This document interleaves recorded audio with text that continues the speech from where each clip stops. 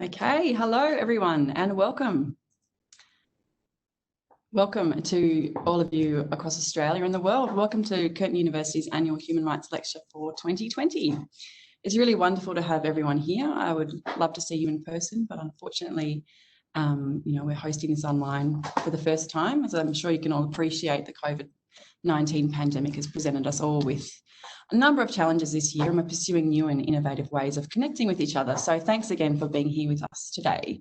My name's Lisa Hartley, and I'm a senior lecturer at the Centre for Human Rights Education, and I'm going to be your moderator for today's live stream.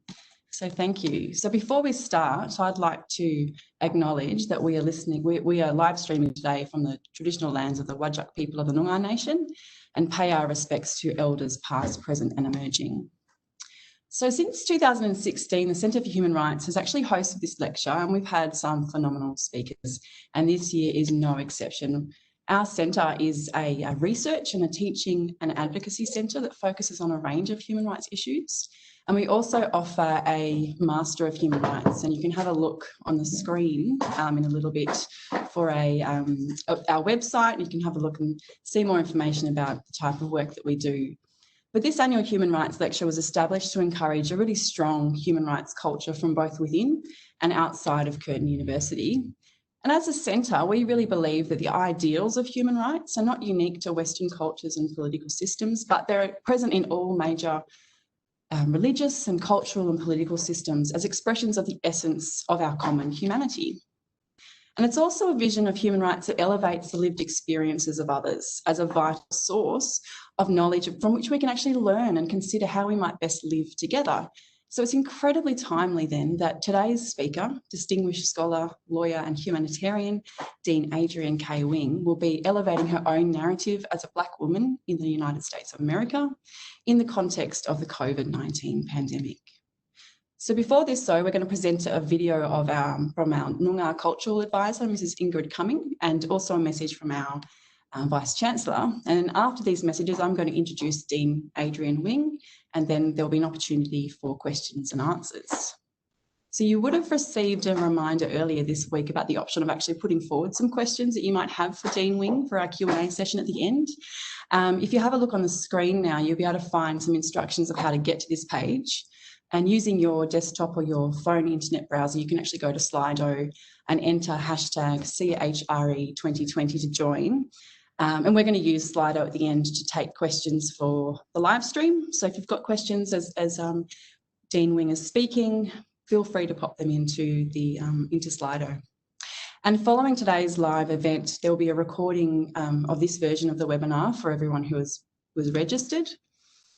So you can look forward to seeing that when that's done. So I would now like to introduce a video from Curtin University's Noongar Cultural Advisor, Ingrid Cumming, to deliver a welcome to country message. Kaya Maman Yoga Yakuling Nichakatajan Maya Maya, Curtin University.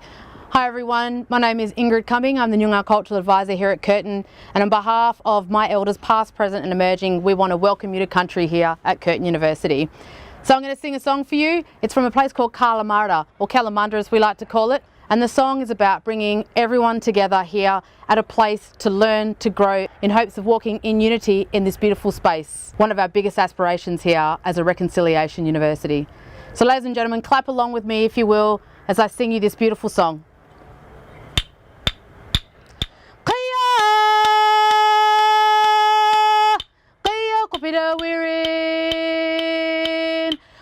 Kopida wirin, jananing iranuna,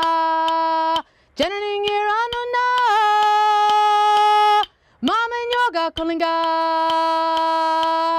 nechan yoga puja, kopida yoga puja, my angang mutang, my angang prettier, my angang kulinga, wanju nechan yoga puja. Wanju Nicha Nyunga Buja. Welcome to beautiful Nyunga country here at Curtin University.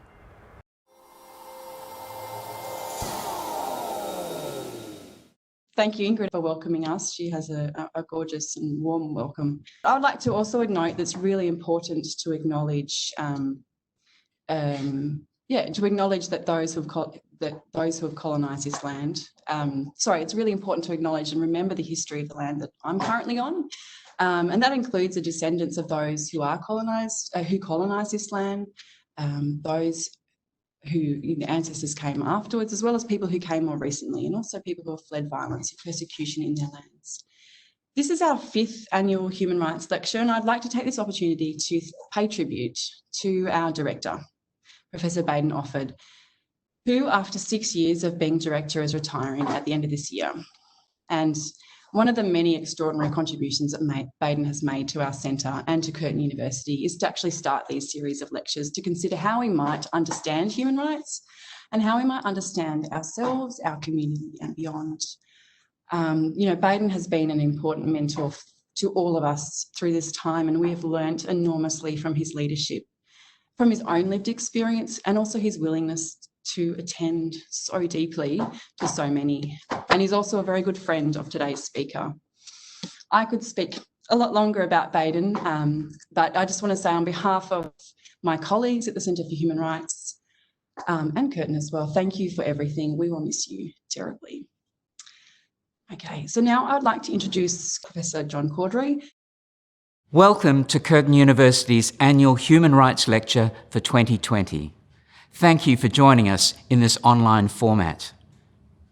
Established in 2016, this lecture is a key initiative of Curtin's Centre for Human Rights Education, providing an opportunity to hear from leading human rights thinkers, activists, academics, writers and scholars. And what impressive speakers we've had to date. Former President of the Australian Human Rights Commission, Professor Gillian Triggs, writer, academic and award-winning Australian broadcaster, Dr. Waleed Ali. Former Justice of the High Court of Australia, the Honourable Michael Kirby, AC CMG, who is also the patron of our Centre for Human Rights Education. And last year, journalist, writer, filmmaker and refugee advocate Behrouz Boochani, who spoke to us via a live video link from Manus Island, where he was being detained. Thankfully, he is now living freely in New Zealand. Today's speaker is no exception, lending her insights to a very important human rights issue right now: human rights and social inequality in the COVID era. The current pandemic and the unprecedented global change and uncertainty that it has given rise to has most definitely deepened pre-existing inequalities, with responses playing out across the globe in various forms. The recent Black Lives Matter protests, marked by the police killing of George Floyd in Minneapolis, Minnesota on May 25 this year, is one extremely powerful example of resistance to these systemic inequalities. Although it was fueled in the US, this movement has travelled much further and is currently providing Australia with an opportunity to reflect on its own history and the ongoing issues of systemic racism that are a part of the Australian story. As a university that has been committed to reconciliation for some decades now, Curtin can play an important role in promoting this dialogue. So, this year, we are enormously pleased and honoured that lawyer and humanitarian Dean Adrien K. Wing has agreed to speak to us on the topic Race, Gender and Black Lives Don't Matter in the Age of COVID.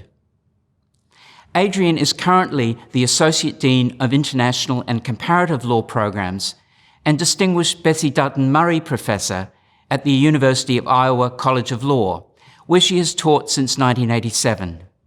She is also the Director of the university's Centre for Human Rights. Author of more than 130 publications, Adrien's expertise spans international human rights and law, critical race theory, and sex discrimination, among other areas. She holds her bachelor degree from Princeton, her MA degree in African Studies from UCLA, and her Doctor of Jurisprudence from Stanford Law School.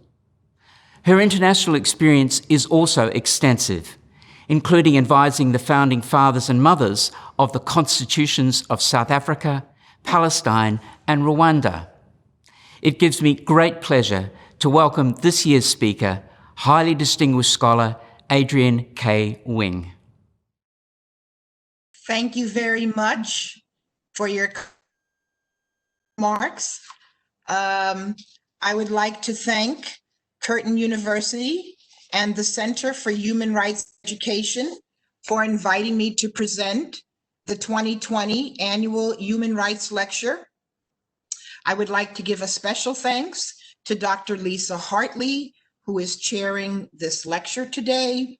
And finally, I would like to especially thank my dear colleague, Dr. Baden Oford, who is the center director, for thinking of me for this presentation.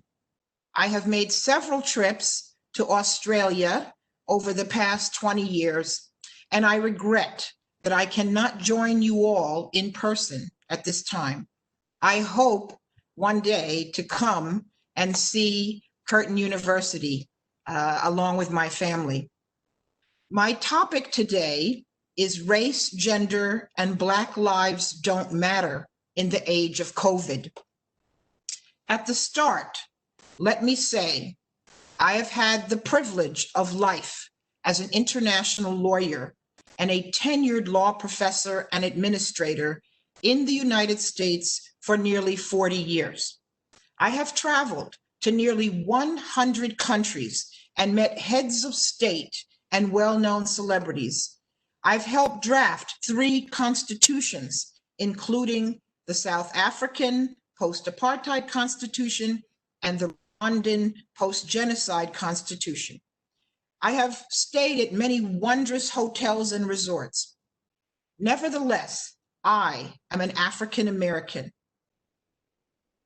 African-American who is the descendant of slaves who were ripped from Mother Africa hundreds of years ago. We range in color from lighter than me to jet black. Unfortunately, I have to tell you that I have faced race and gender discrimination every day in my life in the States. I am also the mother of 7 children and the grandmother of 15. I worry every day for their safety. 2 of my daughters are children that I adopted from Ethiopia after they came to the United States as refugees.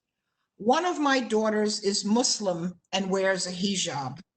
She is currently in medical school and has trouble every day, whether it be from fellow students, doctors, nurses, and even patients.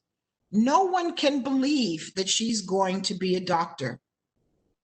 Unlike myself, my husband is a dark-skinned African-American. People think he is from Ethiopia or Sudan. He has faced additional discrimination because he is dark and also as a Black man. His very existence is often seen as evil, as criminal, suitable to be treated like an animal rather than the proud, brilliant, supportive husband, artist, father, and grandfather that he is. We have just celebrated 40 years of knowing each other.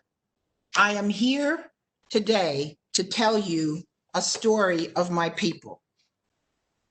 So I will now share with you all a PowerPoint that I have, and we will get this going. Hopefully everyone can see that. So this is my topic for today. Also, I want to be clear, I'm from the University of Iowa. It's often confused with Ohio, Idaho, so it's very common. But the University of Iowa is near Chicago in the Midwest of the United States. I must give a shout out to my first trip to Australia, which was back in 2004. And there you see my husband, James, and my son, Nolan. Nolan is now 31 years old, so this was some time ago. Black Lives Matter, part of the title of my talk. This term is not new. It's not new from this summer. It's older than that. And many people get confused as to what it means. And you see here, there are some people in the United States and maybe elsewhere who think this means that Black people are saying they are better than other people. Instead, what it means is we want to be regarded as equal to other people. As you can see from this blurb from Bob Wheel, the problem is that white people have never treated us as equal up to this day, and we want to be viewed as equal. Therefore, our lives matter. It is not that white lives don't matter, it is that Black lives have not been acknowledged as mattering. As some of you no doubt saw this summer, I'm using summer for our summer, we had a number of very tragic deaths that occurred in the United States. These included George Floyd, who died when a police officer put his knee on his neck.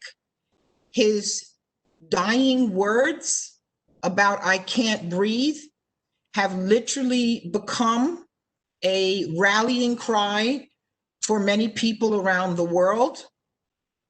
And also, within a short time of his death, a young lady named Breonna Taylor, who had a bright future for her, ended up getting killed in her house when police burst in and shot her, and no one has been charged in her murder.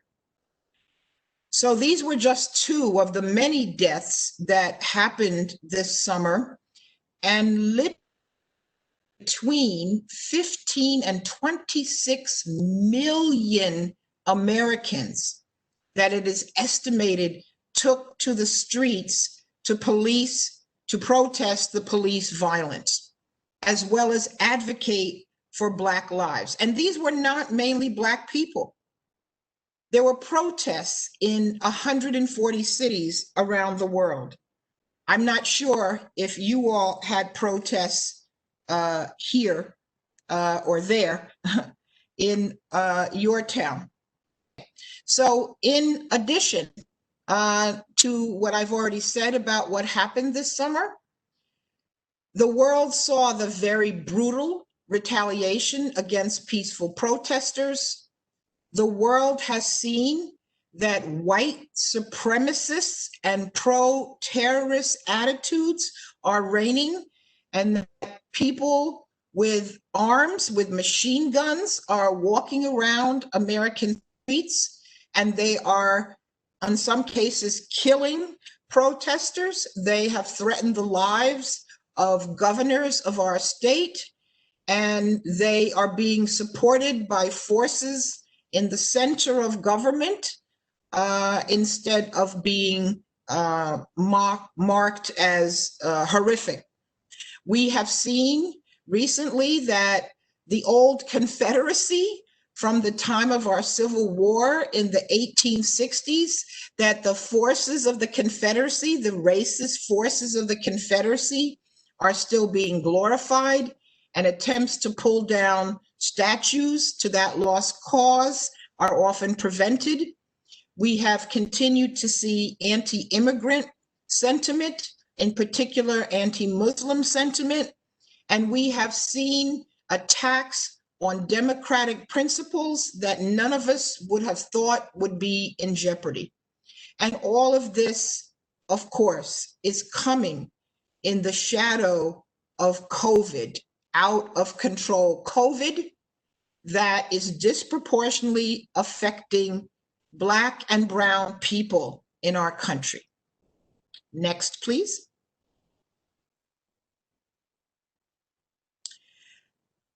These recent incidents, unfortunately, are representative in gaps over the centuries that have existed in the United States. We came to the United States as slaves, and even after slavery was over, something we called Jim Crow legal segregation ruled our country for many, many decades. Here, you are seeing the unfortunate death photo of 15-year-old Emmett Till, who was lynched in 1955, allegedly because he dared whistle at a white woman, something that she admitted decades later had never happened.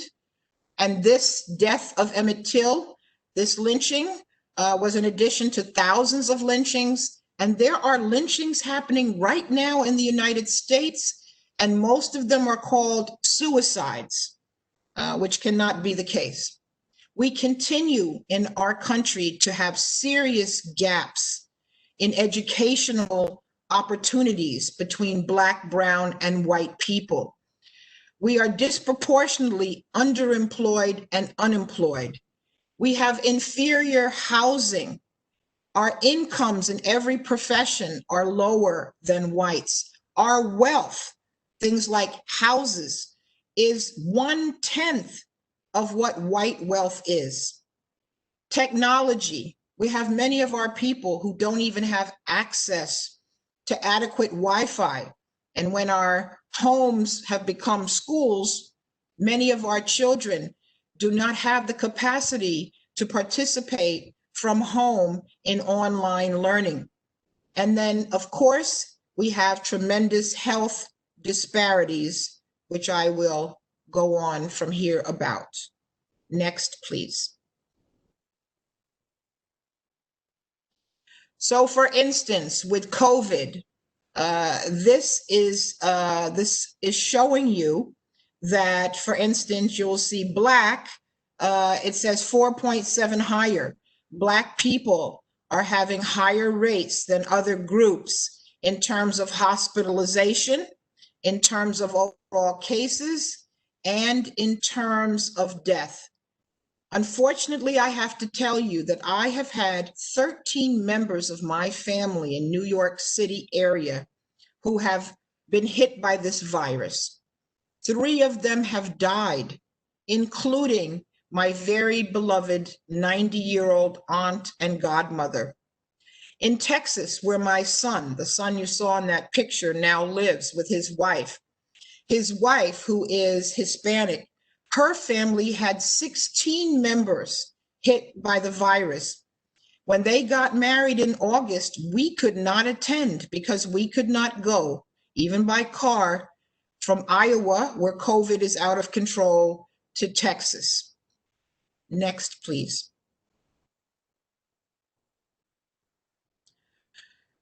Now, how does that intersect with Black Lives Matters? Interestingly, there is not evidence that the Black Lives Matters protests have resulted in noticeable increases in COVID.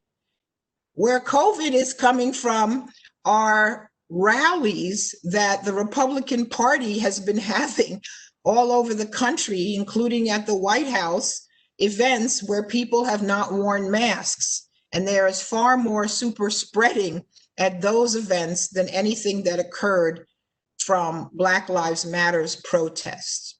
Next.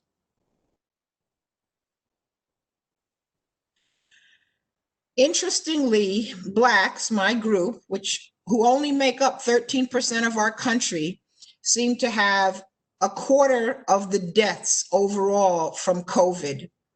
And this intersects with the fact that since Blacks are disproportionately poor, they are more likely to have inferior health care and to die, showing the important correlations between race, resources, and access to treatment. Also, studies have shown that when Blacks appear with symptoms, they are much less likely to be tested. That happened to my aunt. They didn't even test her.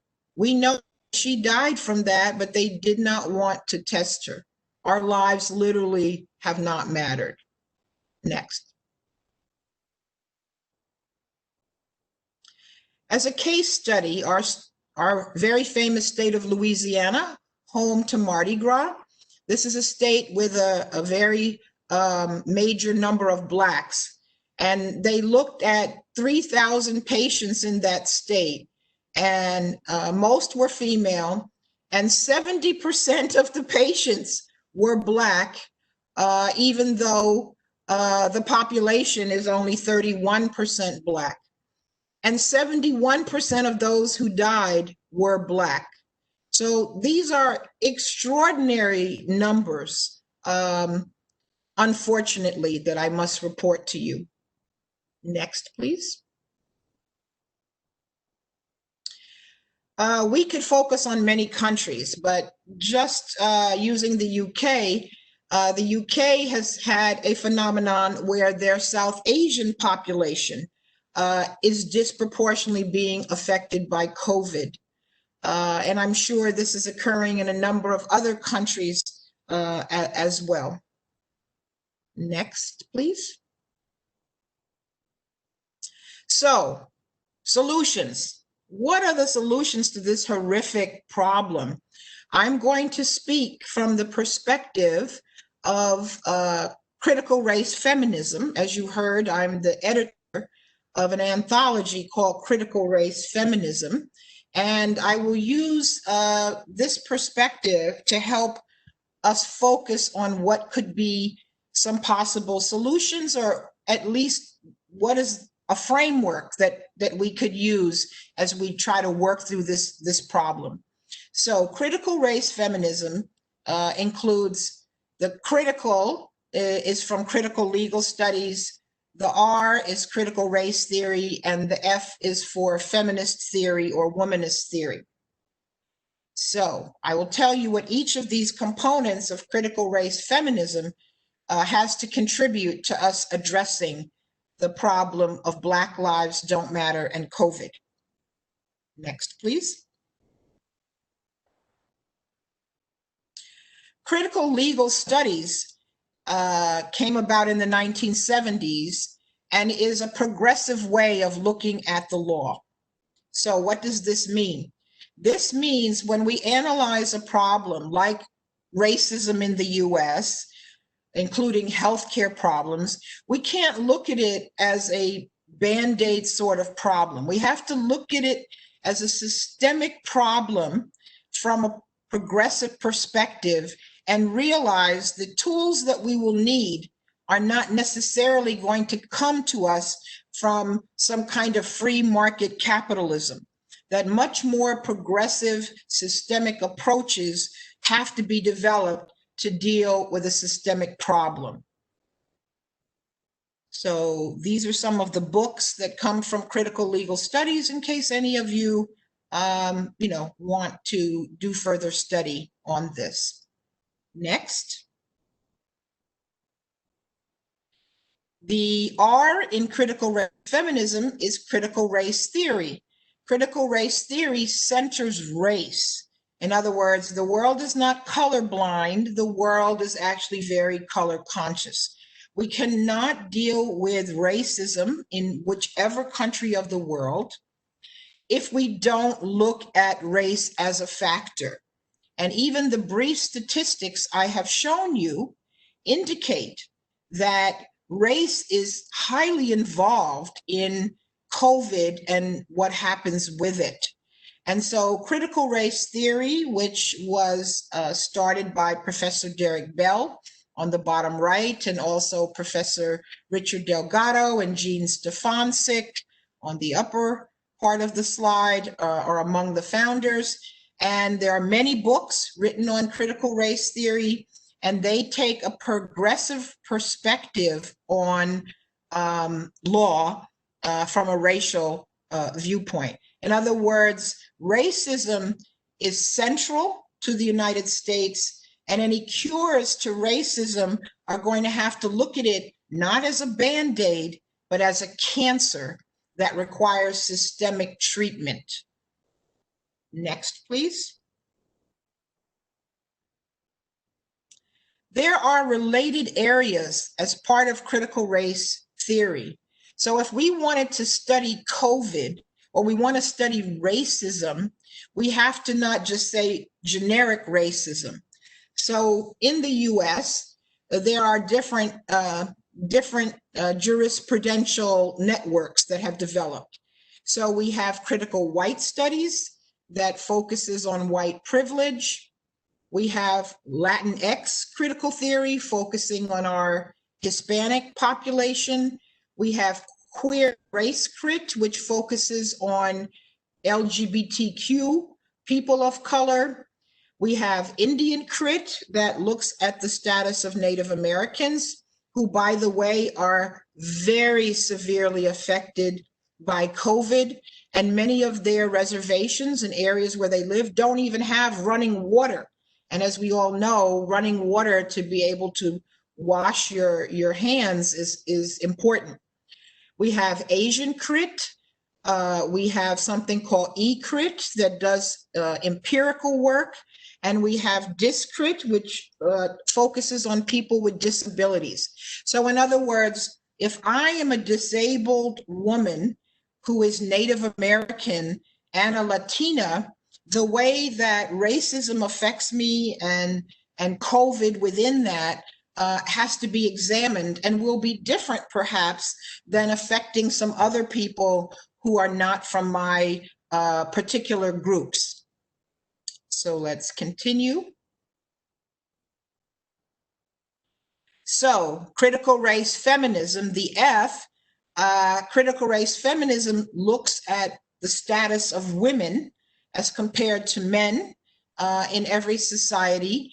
And so some of what we embrace involves feminist jurisprudence, and these happen to be 3 American feminists. We could, of course, look at feminists from all over the world. And clearly with COVID, there are some countries where more men are getting it and more men are dying, and other places where more women are getting it. But in every country, women are disproportionately affected because they do the childcare, they do the education, they often have to leave their jobs or cut back to deal with the family situations. Next. Critical race feminism goes beyond law, and we embrace something called womanist theory, coming from very famous, these are Black women from the United States who are, I'm sure, known to many of the people in the audience. And so we realize as critical race feminists that law is not enough. You have to have other areas. So if we're going to deal with the legacy of racism, including COVID, we can't presume that law alone will provide the answers. We can pass every regulation that we want. It will not be enough without looking beyond the law to other disciplines, whether they be in sociology or history or political science or economics and so forth. Next slide, please. So critical race feminism itself has made some contributions to both race theory and feminism, and these are very much involved with potential solutions for COVID-related issues. One of the areas where we have contributed is called anti-essentialism. I'm sure many of our listeners or viewers have heard of this, but it's basically the idea you can't call you can't treat all the women the same. You have to look at the different types of women and how they may be affected by the virus, for instance. We also believe in looking to the bottom. In other words, we need to look at the masses of women and what's happening to them, and not just at women of privilege or women who are middle class, who have many to them. We must make sure we're looking to those women who are on the front line at the jobs that pay the least. And finally, we're very well known as critical race feminists for the intersectionality concept within law, looking at the intersection of all of these different areas, race, class, ableism, heterosexism, etc. So we cannot just act as if all the women are this and all the blacks are this, but it's actually intersectional. Every day, I'm a Black woman who is heterosexual, who is a parent, who is a lawyer, and who may be affected negatively or positively by some of those statuses. And that includes, for instance, my situation where I have so many of my family members affected, but my white colleagues, my white female colleagues at the University of Iowa don't have any of that is affecting them in this way. Next, please.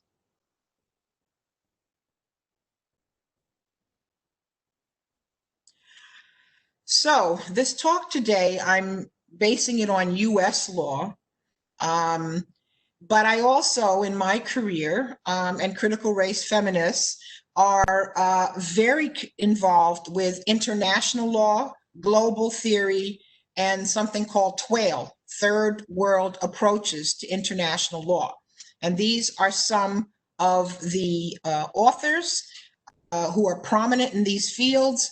So in other words, we cannot learn from US law alone how to face racism or how to deal with the COVID pandemic.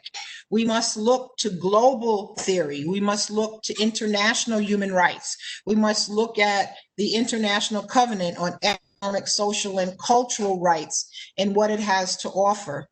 Unfortunately, the United States has not signed or not ratified a number of treaties, including the Convention on Rights of the Child, including the Women's Convention, and including the Convention on Economic, Social, and Cultural Rights. Nevertheless, we must bring in those very important rules from the international human rights community and talk about them in an American context. Who knows? It may be in the near future, perhaps the next administration, that may find international human rights law is important and should be brought within US law in a way that it hasn't been, unfortunately. Next.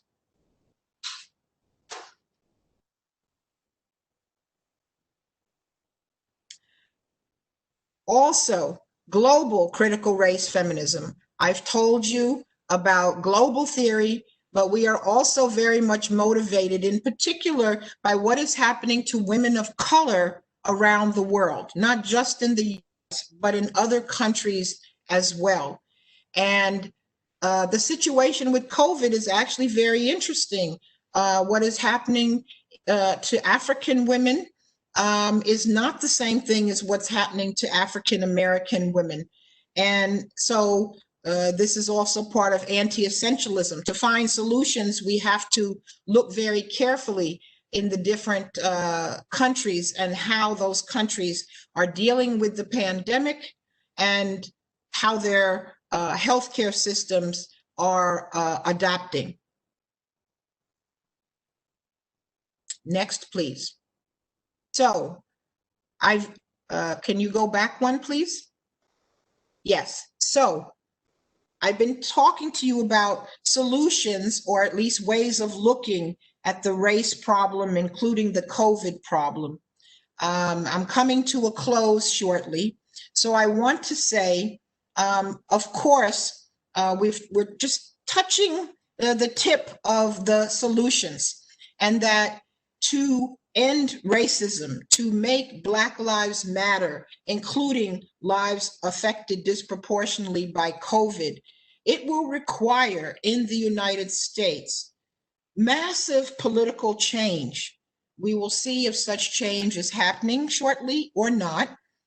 It will require major economic changes to take the plight of people who are disproportionately poor and give them the resources that they need to have jobs for their families. It will take healthcare change.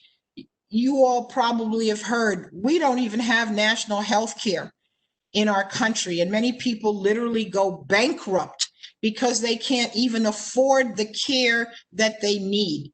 And until we can get to a universal healthcare system in the United States, we are not going to be able to make much progress in many, many areas of our public health system. Another solution I would like to leave you with is a phrase I love that's called "service is the rent we pay for living on the planet." We will not find solutions to these problems unless all of us who are watching commit ourselves to engaging in service, to engaging in what lawyers call pro bono work, to make a contribution to finding the solutions, finding solutions for the problems in our countries, whether it be in Australia, the United States, France, or South Africa. Finally, we must believe in transcendence, that it is possible to transcend the problems that we have. When there was the global pandemic of 1918, and it lasted a couple of years and millions were killed, I bet they didn't think they would come out of that. Well, not only did they come out of it, but 100 years later, most of us didn't even know that that had ever happened. So hopefully we will learn from this history, and we will all, as a nation of nations, believe that we can transcend the current phase that we're in, transcend the health problems, transcend hatred. Please go to the next slide. In conclusion, although things are very depressing now, globally with the pandemic, and especially in the United States, I have to draw strength from my mantra, a poem, and I'm going to end my presentation and we will start questions after I read you this poem. And here is the poem. Perhaps you've heard of Maya Angelou. It is a poem called Still I Rise. You may write me down in history with your bitter, twisted lies.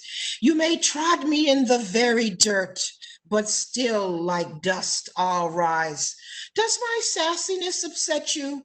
Why are you beset with gloom? 'Cause I walk like I've got oil wells pumping in my living room, just like moons and like suns with the certainty of tides, just like hope springing high, still I'll rise. Did you want to see me broken, bowed head and lowered eyes, shoulders falling down like teardrops, weakened by my soulful cries? Does my haughtiness offend you? Don't you take it awful hard? 'Cause I laugh like I've got gold mines digging in my backyard.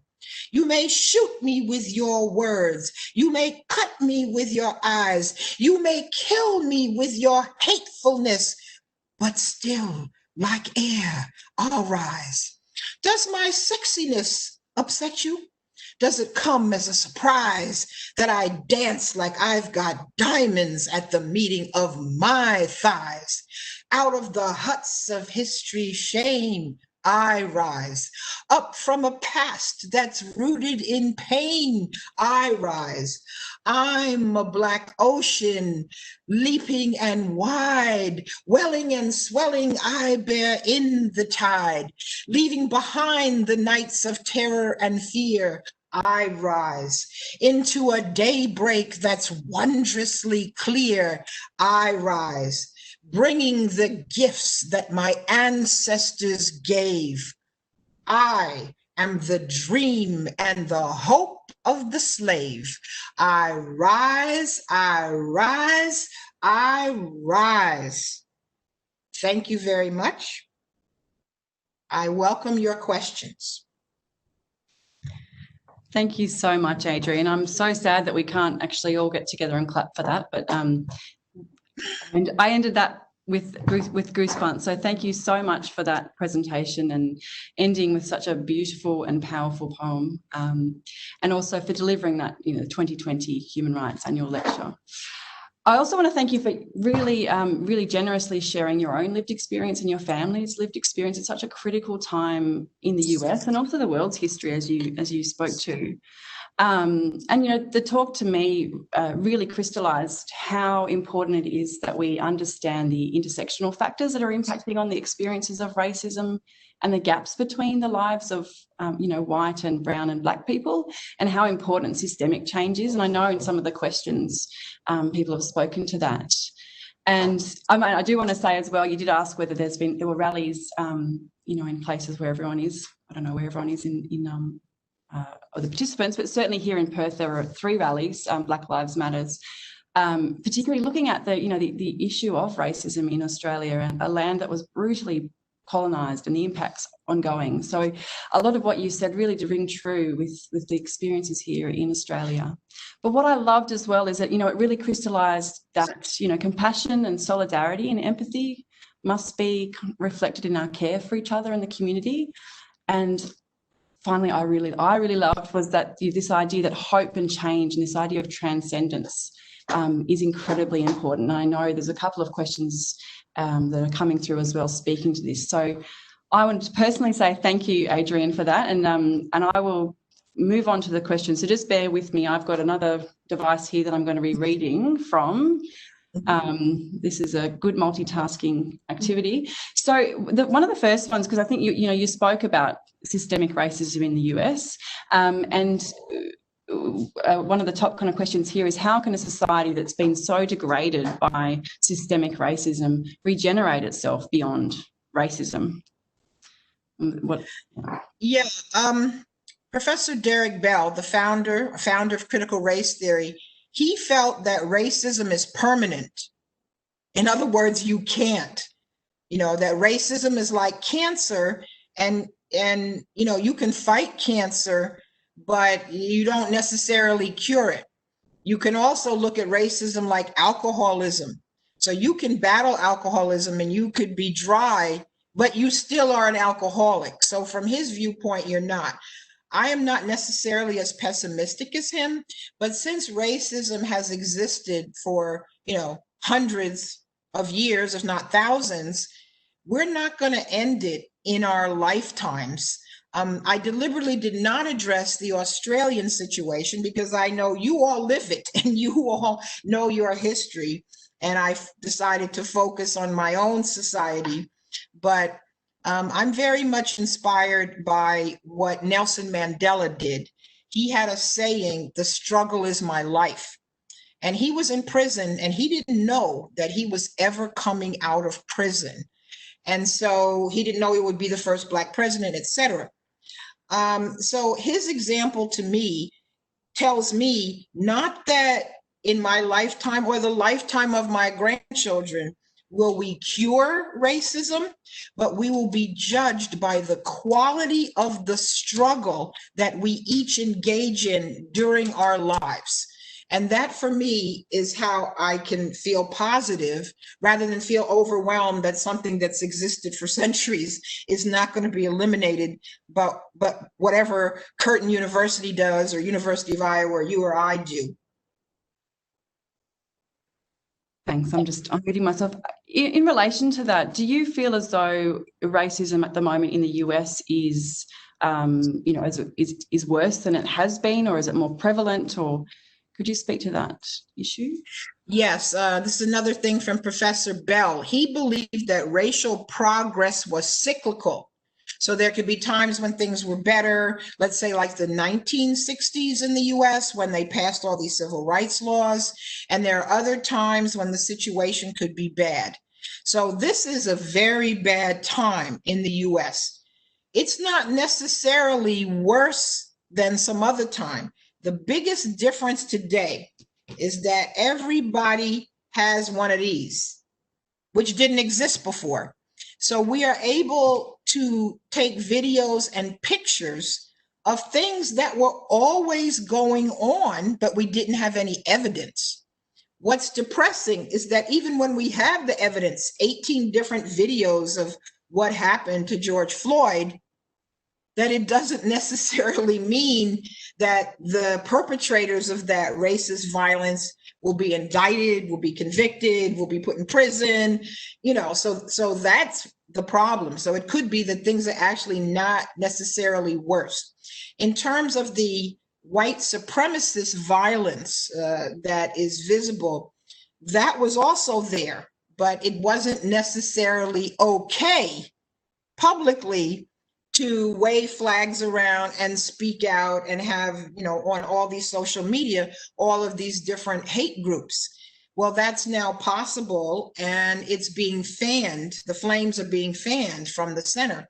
So we won't know, for some time when we look back historically, whether this time was worse than some other times. But I know I certainly, and I'm 64 years old, feel this is a very bad time. And when I was a little girl, they still had legal segregation. So we don't have that. We don't have a sign that says whites only, but de facto somewhere could be whites only. And I'm afraid, my husband and I, we don't feel safe to even take a walk around our block, because there was the case with the young man who was jogging and he ends up being, basically run down and killed. And so that's terrorism. Terrorism isn't just something happening in the Middle East. We're affected at this point in the US with these examples, but only time will tell if they are going to be indicative of something worse than some other time. Thanks, Adrien. I've just got another question here from participants here about how do you keep your dignity and your fortitude in the face of such personal and systemic racism and discrimination? Well, in part, you heard, I draw strength from poetry. I draw strength from sheroes and heroes, our ancestors, who were enslaved, or who certainly couldn't have become a lawyer or a professor of history.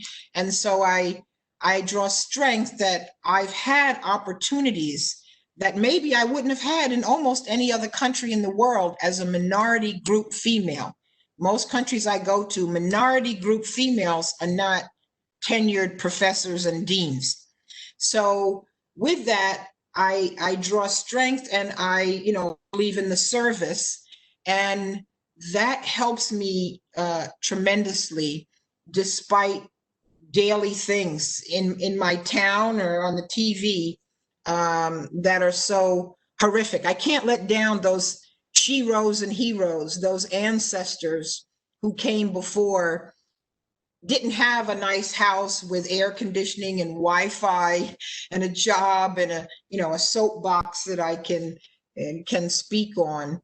And so all of that helps motivate me. And, having all those grandchildren who are pulling on me, I haven't seen my grandchildren live near them since March, and that's very painful. But those grandkids, to them, I'm not Dean Wing, I'm Granny Adrien, and they're still counting on me. I'm not retiring, hopefully, for a few years. And so I got to keep going for them. Well, we're really pleased that we're able to offer you a soapbox for us to hear from you, and it's providing me with a lot of hope, and I'm sure that those listening as well. I've got a question here about the Black Lives Matter movement, about how to sustain it. So when there are many people who are inclined to kind of forget it, and particularly, there's this argument that it's become really popular for, liberal white people and going down there and protesting. But how do we sustain it, forget the issue after protesting, and when the media moves on from BLM, Black Lives Matter, and how do you think it can be sustained and regenerized, I guess? Well, it goes in these cycles, right? So, you had this person killed, and so it was Black Lives Matters, and then nothing happens. However, each time things kind of calm down, there are some people who got involved who will stay involved. So it isn't necessarily that there's a protest downtown in your town, but it could be that young person who's a college student, they become a lawyer, they become a doctor, they become an engineer, they become an artist. And in their head has been affected by Black Lives Matters as white people. And so they will say and do things, perhaps on a day-to-day level, including perhaps with their own family, which can be the hardest work, where these principles will make them say, hey, you know, this is not right. We need to speak out about this. So everything is not newsworthy, right? I mean, obviously, if somebody blows up something, that's newsworthy. But all these other things that could be going on where people can, across cultures and through social media, interact, that's not really visible. And so it's not going to be maintained at a high level indefinitely, but a lot of important work can be going on. So, for instance, if I was able to come there now and we were able to do this talk live, you know, I would be able to interact with students and people in the community. And, you know, some of those people would then become my Facebook friends, and, you know, we would stay in touch, and, you know, so there would be this interaction. So now we're in the Zoom world or the WebEx world, or whatever you want to call it, but that can still happen. So I'm very much open to people who are participating, watching today, if they would like to get in touch with me, and they can Google my name and get my Iowa email, and they can, you know, decide to reach out, and we can see what can we do across the oceans and so forth. And so that is a joy of social media, even though there's many problems. So staying in touch with each other is very inspiring. And I'm just sorry I can't see all of the people who are participating now. And then how many may also, once you know, put the link up, may look at it later. This summer, we did, my Center for Human Rights that I direct.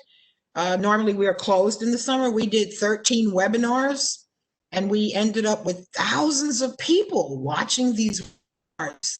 And we were like, wow, we wouldn't have had anybody watching. And of course, then they're up permanently. And so all kinds of people can hear what other people are doing.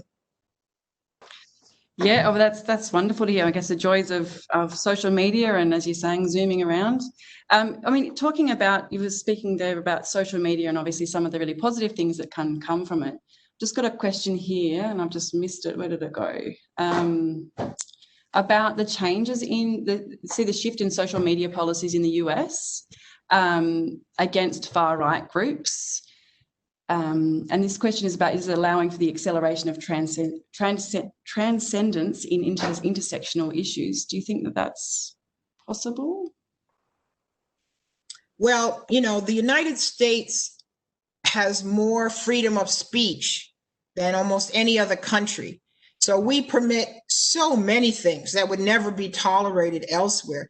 And then you have, you know, these multinational corporations like your Facebooks, et cetera, and their owners and who their owners side with in different political things. So they pretend to come across as, you know, objective media, but we know they're not objective at all.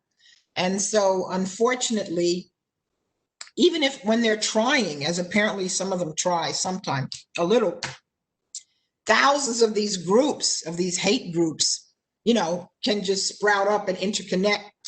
So even if you ban them at one end, they're going to pop up again somewhere else. So I mean, we're in like the infancy of these technologies, and we haven't really figured out yet, or is it even possible to rein them in some degree. And many of us in the US are quite worried that whatever happens with the US election, which is November 3rd, we may not know who won or not, but the social media will permit many groups, hate groups, to be able to interconnect with each other and perhaps take violent actions in a way that, you know, we haven't thought was going to happen in the United States in 2020. So we're a long way from transcending in this field. I mean, in relation to that, Australia doesn't have a Bill of Rights, as you would know, but of course the US does. Do you see that a Bill of Rights would have or has a positive impact in trying to address racism and far-right extremism? You know, you can have any piece of paper you want. You can call it the Bill of Rights. You can call it the Universal Declaration of Human Rights. It's just paper. What matters do those words penetrate? I didn't look up, is Australia a member of, I'm sure you are, International Covenant on Civil and Political Rights? You probably are, right? And so you have principles you all have agreed to under international law that replicate what would be in a national Bill of Rights. And whether those international words mean anything in your country has to do with the nature of your democracy, right? It has to do with what we call legal penetration. And so a certain country may not have a written, okay, let's look at the UK, right? And look at their constitutional heritage, and they don't have a whole bunch of things, but yet there are certain principles that, you know, are central to their society that started 1,000 years ago, have had problems, but are still part of their society. And so what should happen in each country has to be based on that unique history, including the legal history of that society. And no other country can tell one, oh, you need to do what we do. So for instance, it was South Africa that was the first country to put basically discrimination on the basis of sexual sexual orientation discrimination in its constitution. And that was a very homophobic society. And yet they put it in, and then when they put that in the constitution, they then, you know, had to ban, prohibitions against gay marriage, and then they legalized gay marriage. And so they went through a process before other countries. But nevertheless, they still have a lot of homophobia, and gay people can be killed, even though their 1996 Constitution enshrines basically gay rights. I was just going to say, in the VC's welcomes, the VC spoke about some of the incredible work that you've done in terms of advising the founding fathers and mothers of the constitutions of South Africa, Palestine, and Rwanda. And I just wanted to mention that for people who are listening, that, you know, the work that you have done is just incredible. So I was going to ask, the next question was around, where did it go? In terms of, I guess, focusing back onto the idea of COVID, and we know that COVID, as you've spoken to, that COVID impacts vulnerable communities and does around the world. And of course, we can even see that impact in the sense of President Trump getting COVID. Do you think that a change in administration will actually help address issues around COVID and access to healthcare in that regard? Yes, for sure. If the Biden-Harris ticket wins, for sure, it will make a big difference, because they will put science and what science says to do at the center of what should happen, which is how it should be.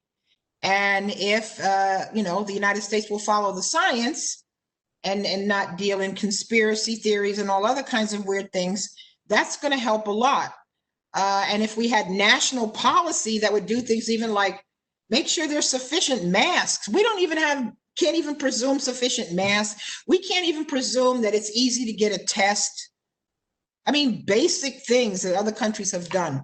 And so I am sure if there is that change, there will be a change. There will be a return to respect for science. Our Center for Disease Control and other government agencies have been undercut by what is happening now, the disarray, disrespect for science that exists now. I would hope we would rejoin WHO and participate with the rest of the world. If the world would combat it, in a unified way or a systematic way, that would help a lot. But when the US is kind of an outlier and with cases just out of control, that's really not helpful. So I feel there's many things I can't be confident about, but I am confident that if the administration changes, this factor of the United States will be focused on laser-like from the national level. I have a cheeky question that someone's asked right at the end to you. Do you feel an irony in presenting at a time in competition with the final Trump-Biden debate? My son, the son who was in the picture, with the koala, he called me and said, "Ma, you watching the debate?" I said, "No, I'm actually in Australia." So I'm not watching the debate, but I was not going to be watching the debate. My practice is not to look at these debates, because every media source after the debate is going to focus on the highlights or the lowlights, as it may be. So when we finish, whenever the debate's over, I will see whatever happened and whatever it means. It'll be, everybody will pontificate. So I wasn't missing anything. It was a better use of my time and energy to be with you all, sharing this time, than for me to watch that debate. If people want to, and I'm glad my son, maybe others of my children are watching it. But I'll get what I need to get out of it. And fortunately, because of early voting that we allow in my state, at least, my husband and I, we've already voted, right? So nothing they do or say in the next 2 weeks is going to affect. And there are tens of millions of people who are voting in larger numbers than ever happened. And so a lot of people are done. And they say very few minds are going to be changed in the next couple of weeks by anything that happens. So, I mean, it's kind of ironic. But it didn't affect speaking with you did not affect what I would have been doing anyway. Well, we're very, very pleased that you were here anyway, instead of watching the debate. I've got a question here about, your own lived experience. There's a question here about how can we actually channel our lived experience into making more systemic changes, especially when we're so tired from just surviving? Yeah, sometimes we have to rest. And I'm not good at resting. So if you don't recharge your engine, of your body, you can't really do things. And so this has been a bad part of my life. I burn at both bridges, and I don't get sufficient rest. And so we can do a lot, if you look at it like a relay, so, okay, you did your part and let me have my rest, and so forth. I hope it's not impossible for me to get more rest as I fight, but there's so many issues. You feel like I gotta keep going. There are not many people. I'm the only Black professor at the College of Law at the University of Iowa. I'm the senior Black professor of 3,000 at the whole university. So I'm in all these unique roles where it's like, well, I got to keep going and do like Mandela, struggle, and, just say, hey, this is what we're going to have to do to keep trying to make it. But I get energy from participating in events like this. It's very, very energizing when you say, oh, I'm tired, I got too much to do today. And for me, it's 9:40 at night, and I'm an early riser. So, normally I would already be in bed, right? But I feel really, revved up, fired up, and ready to keep going, because of just this kind of interaction. I mean, obviously we speak about lived experience and how important it is for others to listen and to learn.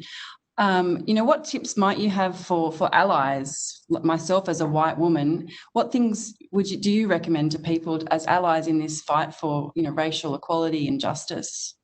Yes. White people got to deal with white people, right? White people talking to other white people, Black people talking to Black people, men talking to men. Men need to talk to men about their sexism. It's much, much more effective.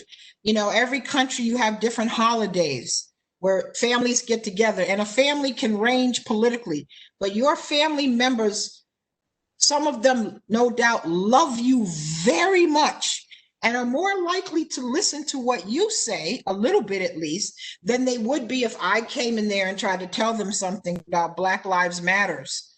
It will mean more coming from you. So I think allies of every type on every issue, you need to have people who are not part of the oppressed group speak to other people to say, hey, look, you know, this isn't right treating, you know, you've met so-and-so, it's not right treating so-and-so like this. Or did you realize that, you know, so-and-so would like to go to college or would like to get this job, but something was happening? It will definitely mean a lot more. So to me, there's a role for allies. You know, I've been involved with the Palestinian issue, for instance. I'm not Palestinian. I would never presume to speak for any Palestinian. So we're not asking, you know, white people speak on behalf of Black people, speak on behalf of brown people, yellow people. No, but we can be in coalition on all of the issues, and that's really important. You can't be at the forefront, but each of us doing our own thing from our lived experience with people with our background, you know, that can make a very big difference. Thanks, Adrien. I think we've just got time for one more question. And there's one here that's popular, just at the top here. Thinking about COVID, how it's exacerbated hard individualism, or do you think it's exacerbated hard individualism in many Western countries, and particularly in the US? What do you think we need to do to get beyond this? Okay, yes. The US is the most individualistic country, probably almost in the world. So it has exacerbated that tendency. And health issues cannot be resolved based on individualism, right? It has to be based on communitarianism regarding ourselves, right, as part of a community, as part of a nation that is committed to helping everyone in the country. So, you know, you can't lump all the Western nations together. There are countries in Europe, they're Western, but their attitude, you know, toward their community of their country is different than in the United States. And so, to me, we will not resolve the COVID situation globally or in any country unless we are willing to go beyond the individualism. Oh, the mask is uncomfortable for me personally. Yeah, well, you wear a seatbelt, don't you? There's lots of other things you don't do. Maybe you can't smoke anymore inside of a building. So we have to commit ourselves to working across the oceans, right? To work on these issues as a community of people on this planet. I think that's a wonderful place to finish, Adrien. Thank you so much. You've given, I guess, for me personally, a kind of a sense of hope for the future. And I really liked how you spoke about believing in transcendence and that it's possible to find solutions. And that's what we're here to do. And that's a take-home message for me, and I'm sure for many people who are watching today. So thank you so much, Adrien. I'm going to wrap it up today. Oh, sorry, you go. Thank you all. It's been a pleasure. And like I said, I hope to be with you in person one day. We hope so too, and we're very thankful that you've given up your Thursday night to be with us. So thanks again, Dean Adrien Wing, for your presentation. Just so inspiring and so incredibly timely, considering everything that's going on in the world, particularly in the US, and what's ahead of you in the next couple of weeks. I also want to thank those of who are in the room at the moment that you can't see, but a big thank you to Tanya Lamson, Courtney Bell, Galen Gallardi, and Nathan is here as well. If I had a computer, I could swing it around. And Professor Baden offered as well, Caroline Fay and my other colleagues at the Centre for Human Rights. We will, you will all receive an email after today's session in the coming days. And if you've got any questions, you can actually contact the centre. There's an email, I think there's an email, there should be an email on the screen. We will put one on there for you if you've got any questions about the event itself. And if you're interested in our research and upcoming events, there's also some information there in the chat that you can have a look at. You can sign up to our bi-monthly newsletter. But yes, thank you everybody for joining us today, and enjoy the rest of your day or your night. And thanks again Dean Wing, thank you.